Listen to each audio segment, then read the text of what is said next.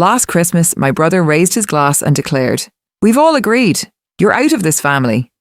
The entire table erupted in applause. I just smiled, slid a binder across the tablecloth and whispered, "Perfect. Then you won't mind looking at this." The clapping died instantly. All eyes locked on that black binder, a dark island on the festive red tablecloth. "Before we exchange gifts," my brother Michael began, standing with that practiced politician's grin, "there's something we need to make official." The room fell still. Glasses halted mid-sip. My stomach turned to ice. I knew that look. It was the same one he wore when he convinced our parents I'd crashed his car at 17, a lie that cost me my entire summer.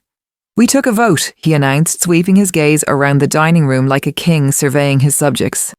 "And we've decided, you're no longer considered family." For a heartbeat, there was nothing. Then the sound of approval. My Aunt Janet actually whistled. My father nodded slowly, avoiding my eyes. My own mother said, "It's been a long time coming, sweetheart." I sat, paralysed, staring at my untouched pie. The whipped cream had melted, but my face was on fire. "Impressive," I finally said, my voice dangerously calm. "You all practiced this little speech?"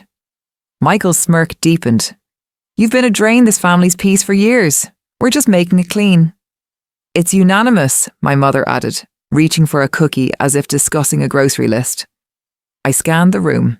Not a single defender. Not one. "Good," I replied, my voice barely a whisper. Then I reached for my bag under the chair. I had a feeling tonight might go this way. I pulled out a thick 3-ring binder and set it down with a heavy thud that silenced the last murmurs. Michael flinched. "What's that supposed to be?" I leaned back, crossing my arms. "Why don't you open it and see?" He snatched it up, tore it open with that arrogant flourish he saves for business meetings. The smugness was plastered across his face. Then he read the first page. The colour drained from his cheeks. His eyes flicked to the second page, then the third. A strangled guttural cry ripped from his throat, a sound of pure, undiluted panic. He shoved his chair back so violently it toppled over. "You sick, twisted, how could you?" he gasped, slamming the binder shut as if it were coated in acid. Shocked whispers circled the table. His wife, Chloe, grabbed the binder, her eyes scanning. Her hand flew to her mouth. "Michael, is this real?" she breathed. I gave a single slow nod. "Every transaction, every message, every hidden post, it's all documented." The silence that followed was absolute. You could hear the refrigerator humming in the next room. My mother's face was a mask of stunned confusion. "You were all so certain I'd just take it," I said, rising to my feet. So sure the quiet one, the provider, would just absorb this final humiliation and keep paying the bills. But you miscalculated. I leaned forward, my gaze boring into Michael. "Your little performance, it's finished. You're wondering what was in that binder, aren't you? I'll tell you. But first, you need to understand how a family gets to this point, because this vote wasn't a sudden idea. It was a foundation, carefully laid over a decade. Brick by entitled brick, I was never the favourite. Let's be clear. Michael was the son, charismatic, successful, the one who could talk his way out of anything. I was more like the moon, quiet, observant, content in the background. They mistook my silence for stupidity, my independence for aloofness. I moved out at 18, worked 3 jobs through school, graduated debt-free. Michael dropped out of his first college, found himself backpacking across Asia, and came home to marry Chloe, a woman whose personality matched their beige sofa. Their lavish wedding, I contributed 40%. My parents couldn't swing it, yet somehow booked a Mediterranean cruise that same fall. I didn't protest. I never did. When Dad's business hit a rough patch, I covered 6 months of the mortgage. When Mom accidentally maxed out her store cards, I paid them off. When my nephew needed braces and their insurance lapsed, guess who got the tearful call? I transferred the money that same afternoon. Their gratitude always had a conditional flavour. "Thank you, but you can afford it." The unspoken tagline. You don't have a real life to spend it on. And maybe that was the core of it. See, I chose a different path. No marriage, no children, a career I built alone.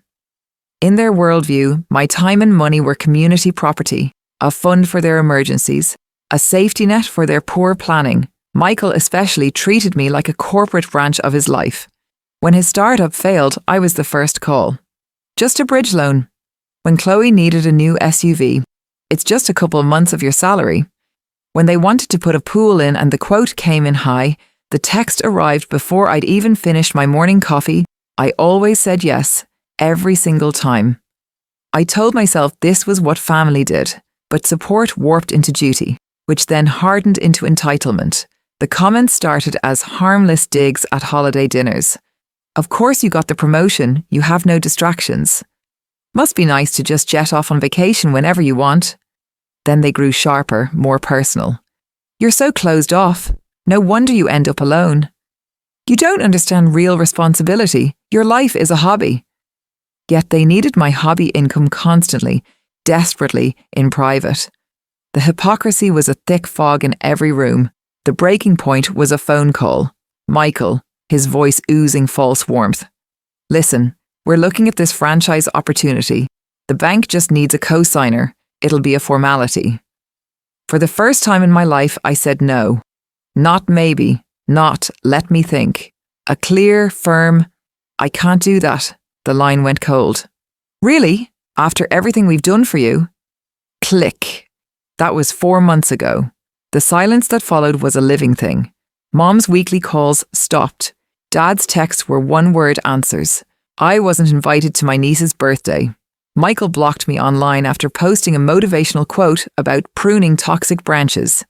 But I didn't wallow. I got to work. I started compiling. I'm meticulous by nature.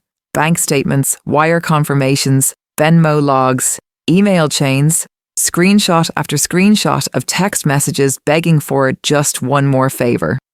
Over the past 7 years, I had funneled over $92,000 into the black hole of family need, $15,000 to keep my parents' house from foreclosure, $5,200 for Michael's emergency car repair that was actually a down payment on a boat, $8,700 for my sister-in-law's medical procedure that turned out to be cosmetic surgery, $3,000 for a family crisis that funded a weekend in Vegas. Not a single cent was ever repaid, not a hint of an offer. And when the well finally ran dry, I was recast as the villain, the ungrateful one, the problem. So I made the binder, tabbed, indexed, color-coded. Inside, every financial record, every damning message, a timeline of exploitation. And the pièce de résistance, screenshots from a private family group chat I wasn't supposed to see, where they mocked my loneliness and called me their retirement plan. That's what Michael saw. That's what made him scream. He wasn't just caught in a lie. His entire narrative was dismantled, line by line, dollar by dollar, in undeniable black and white. And the rest of them were forced to watch their complicity unfold. My mother looked like she might be sick. Chloe kept staring at a line item. $2,800, Hotel Grand, weekend reservation, charged to joint account. She turned to Michael, her voice thin. You told me that was a client retreat. Who is client retreat, Michael? I didn't utter a word. For the first time, I wasn't on trial. The evidence was doing all the talking. You kept track of all this, my mother stammered, her voice trembling. I turned to her utterly calm. You all had a convenient way of forgetting. I simply have a better memory. Michael was still standing, white-knuckling the edge of the table. This is an invasion. You had no right. No right. You just publicly excommunicated me and your audience applauded. And now you're offended I arrived prepared? Chloe flipped a page. What about the $12,000 for the investment property? You said that was from your bonus. Not now, Michael hissed, but the crack in his facade was widening. Wait, my dad finally spoke, holding up a weary hand. Can we just take a breath here? This is getting out of hand. Of course, I said. Let's be calm.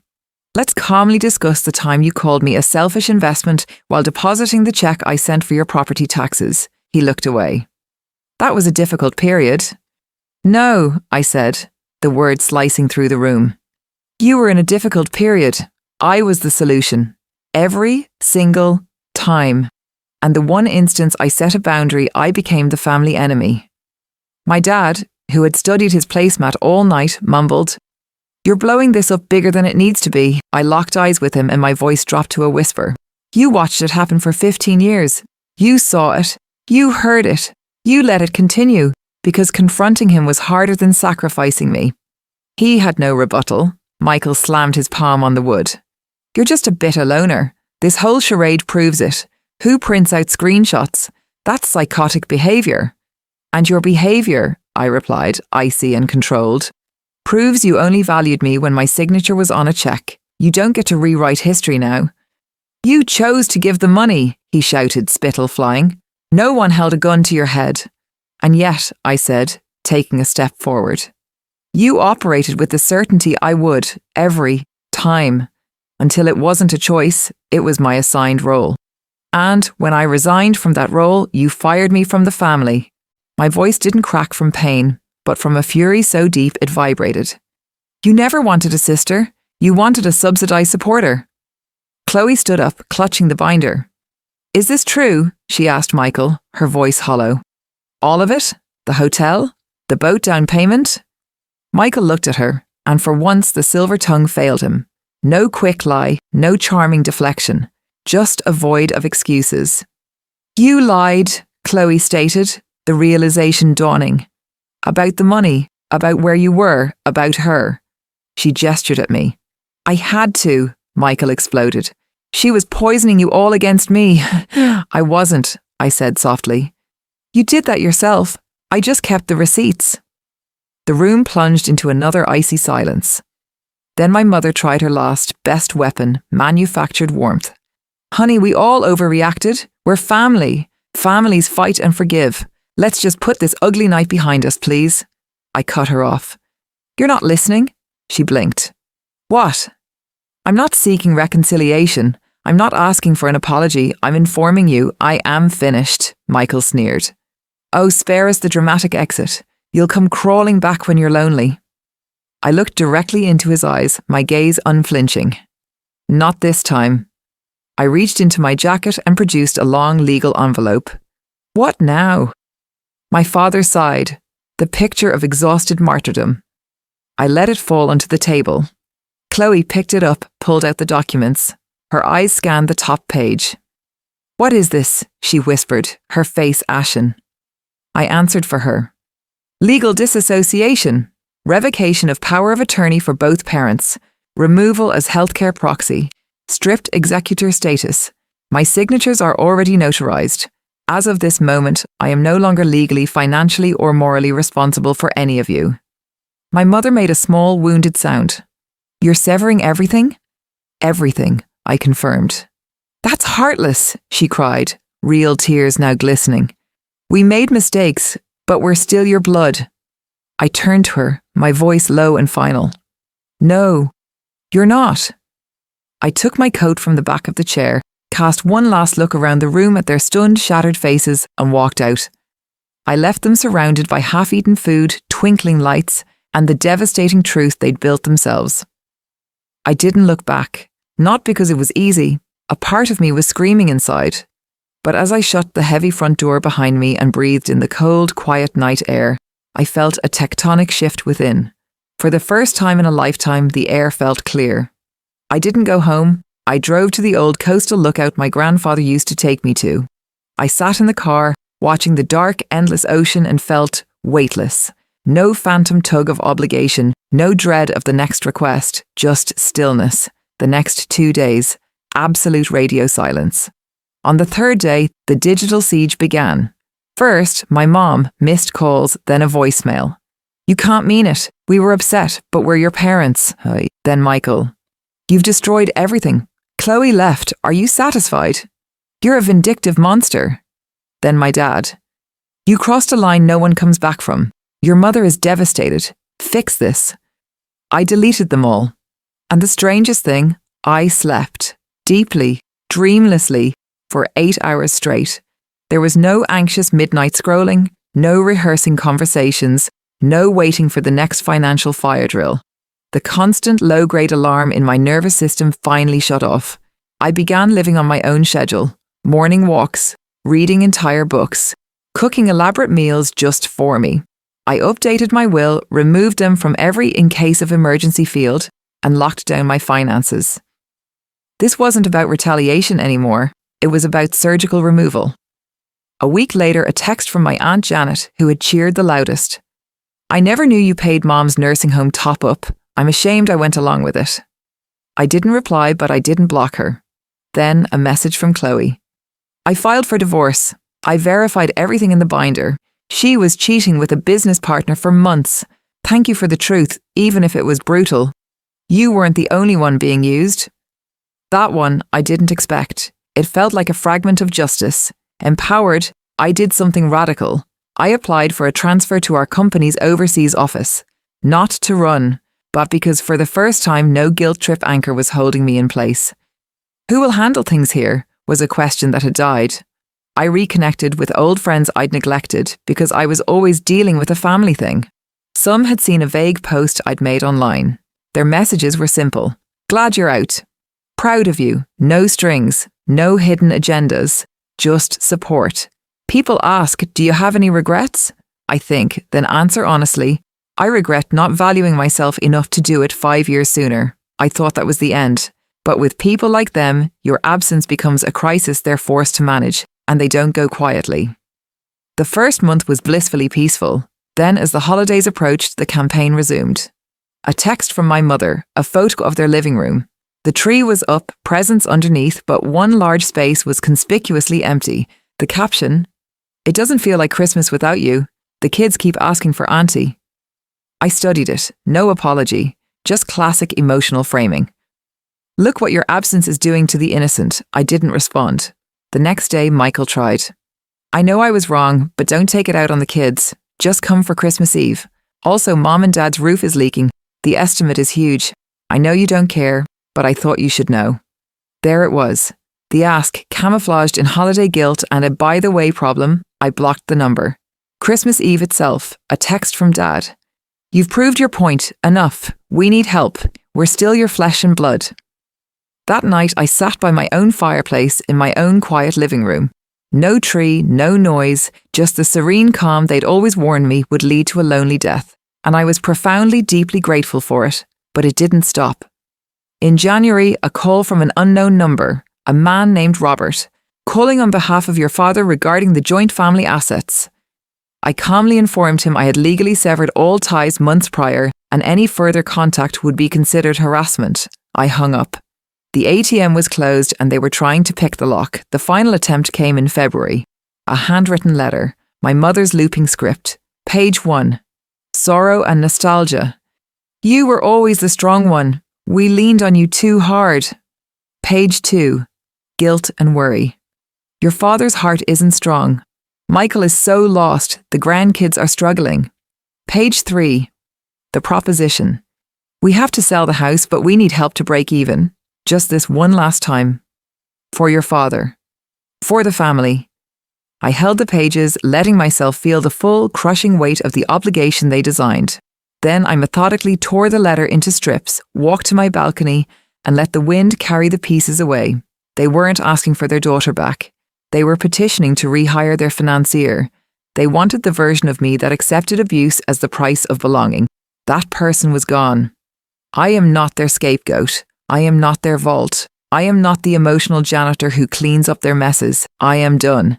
And the part that terrifies them most, I am thriving. I got the transfer. I moved across the ocean. I found a small apartment with a view of a city that doesn't know my name. I volunteer at an animal shelter. I date. I have a life where no is a complete sentence, and kindness is a gift, not a contract. I don't regret the help I gave. I regret the cost I accepted to my own soul. Update, months have passed. I wrote this all down mostly for myself to make it real. But the responses, you're brave. They don't deserve you. I didn't know how much I needed to hear that from strangers until I did. For those asking, but what if they genuinely change? I've watched. They haven't. After the cutoff, after the binder, after the fallout, the pattern just evolved. First, silence. Then strategic pity. Then desperate bargaining. Then renewed anger when nothing worked. They didn't reflect. They didn't apologize. They just cycled through tactics to regain control. Me? I kept building. Real therapy. Not to fix what they broke, but to discover what was there before them. I sleep through the night. I don't jump at phone notifications. I enjoy my own company. Recently, another letter arrived. 3 words in that familiar handwriting: "We are family." No context, no growth, just the same old hook cast into empty water. I felt nothing, not anger, not sadness. A quiet, solid nothing. I recycled it and booked a weekend hiking trip, so I'm putting this out here.